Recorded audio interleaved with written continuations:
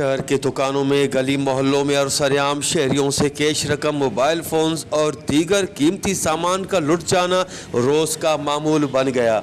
चोर, लुटेरे और डाकू सरेआम गन पॉइंट पर लूटमार करने लगे। शहरी बेबस और लाचार, जबकि पुलिस इंतज़ामिया मुकम्मल बेखबर। उन जो ॾींहं जो मोटरसाइकिल फुरिजी वियो। हाणे उन जे दर जे भरिसां असांजा जेको आहे मरखंड वेठा आहिनि, उन्हनि जे कोठे तां 3 प्लेटूं राति लाहे विया आहिनि। असां SHO साहब खे चवंदासीं, DCA खे चवंदासीं, AC साहब खे चवंदासीं, आला अमलदार जेके बि पुलिस उनखे सभिनी खे चवंदासीं त हीअ शदात कोट में जेकी बदअमनी थी आहे उनखे ख़तमु। चोरियूं वधी वियूं आहिनि। चोरनि जो जेको आहे त नोटिस वरितो वञे।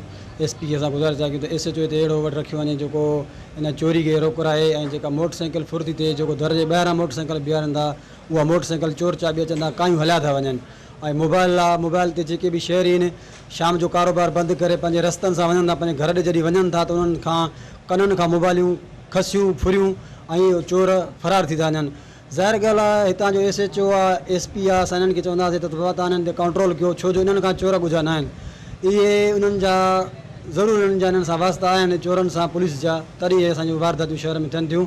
असां SP खे, DIG खे या पुरज़ोल अपील था कयूं त बाबा शहरनि खे तहफ़ुज़ ॾिनो वञे ऐं जेका चोरकारी हले थी, इन चोराकारी ते तव्हां पंहिंजो जेको आहे हिकिड़ो सुठो SHO हिते मुक़ररु कयो, जेको इन्हनि खे पंहिंजे किरदार ताणी पहुचाए, चोरनि खे गिरफ़्तार करे ऐं इन्हनि खे अंदरि करे।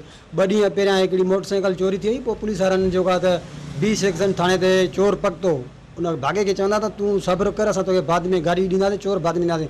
उन्हनि खां पैसा वठी करे चोरनि खे हथ था कढनि ऐं माण्हुनि खे गाॾियूं जेके आहिनि उहे रिकवर बि नथा कनि।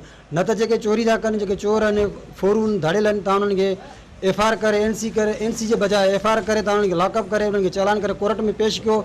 शहरियों ने वश न्यूज़ से बात करते हुए SSP DIG से मुतालबा करते हुए मजीद कहा कि खुदारा शदात कोर्ट के बदअमनी का नोटिस लिया जाए और शहरियों के जानो माल का तहफ़्फ़ुज़ यकीनी बनाया जाए। कैमरा टीम के साथ गुलाम अली ब्रावई, वश TV शदात कोट।